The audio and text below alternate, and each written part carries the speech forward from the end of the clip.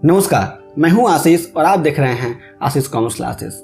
मेरे प्रिय विद्यार्थियों, पिछली वीडियो में हमने जाना कि कंपनी क्या होती है और कंपनी के प्रकार क्या होते हैं। इस वीडियो में हम जानने वाले हैं कि निगमन के आधार पर कंपनियों का प्रकार क्या होता है, यानी company on the basis of incorporations. तो चलिए जानते हैं कि कंपनियों का प्रकार क्या होता है निगमन के आधार पे। इसमें पहली कंपनी है चार्टर्ड कंपनी।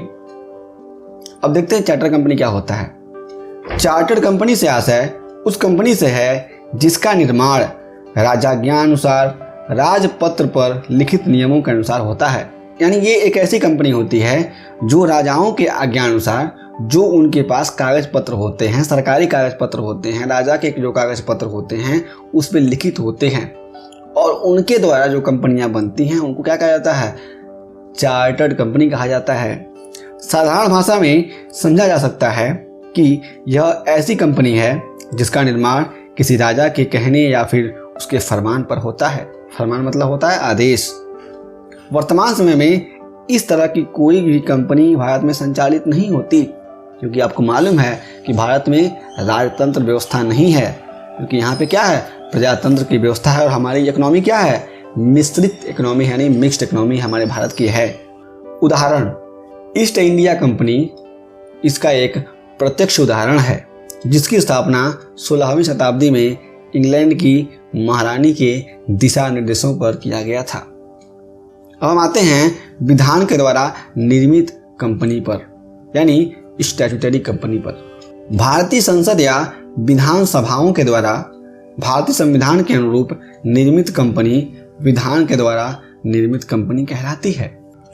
साधारण शब्दों में विधान के द्वारा निर्मित कंपनी वह कंपनी है जो संसद के दोनों सदनों के द्वारा पास विधेयक के द्वारा निर्मित होती है, जिस पर भारतीय संविधान तथा भारतीय अधिनियम के नियम व कानून लागू होते हैं।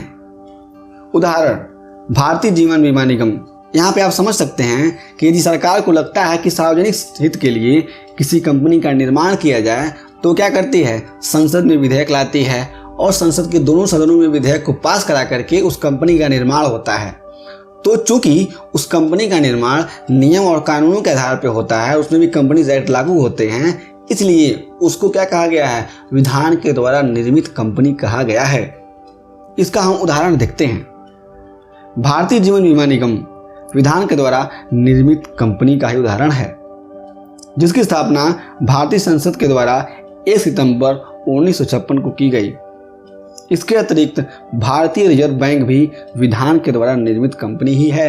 अब आता है तीसरा, निगमित या पंजीकृत कंपनी। निगमित या पंजीकृत कंपनी से तात्पर्य उन सभी कंपनियों से है जो या तो कंपनी अधिनियम 1956 या फिर कंपनी अधिनियम 2013 के अंतर्गत सम्मिलित हैं, यानी पंजीकृत हुए हैं। इसमें अन्य कंपनियों जो इसके पूर्व के कंपनी अधिनियमों जैसे कंपनी अधिनियम 1882 आदि में यदि पंजीकृत होंगी तो भी ये पंजीकृत कंपनियां कहलाएंगी। कहने का मतलब है कि अगर कोई कंपनी भारत के किसी भी कंपनीज एक्ट में पंजीकृत है, यानी उसका रजिस्ट्रेशन हुआ है बकायदा, तो वो पंजीकृत कंपनी कही जाएगी, चाहे वो कंपनीज एक्ट 2013 हो जो चल रहा है, या इसके पहली वाली जो कंपनी है 1956 हो, या उसके पहले भारत में अंग्रेजों के शासन में या किसी समय भी जो कंपनियां रही हैं, उन सारी कंपनियों क्या करेंगे? हम पंजीकृत कंपनी के सांचे में ढाल के चलेंगे, यानी उनको उसमें रखेंगे। इसमें क्या है? टाटा, रिलायंस, विप्रो, बहुत सारी कंपनियां आ जाती हैं। उदाहरण में आप समझेंगे टाटा और रिलायंस। तो मेरे प्रिय साथियों, निगमन के आधार पर कंपनियों के प्रकार कितने थे इसको हमने आज जान लिया। अगली वीडियो में हम जानेंगे कि दायित्व के आधार पर कंपनियों के प्रकार क्या होते हैं और उसको हम बढ़िया समझेंगे और देखेंगे। आपके पास यदि कोई प्रश्न है इस वीडियो से संबंधित तो हमें नीचे कमेंट बॉक्स में जरूर बताइएगा। आप हमें व्हाट्सएप पर भी, इंस्टाग्राम और जीमेल, फेसबुक आदि पर भी बता सकते हैं अपने प्रश्नों को। हम फिर से मिलेंगे एक नए वीडियो के साथ। तब तक के लिए जय हिंद, जय भारत।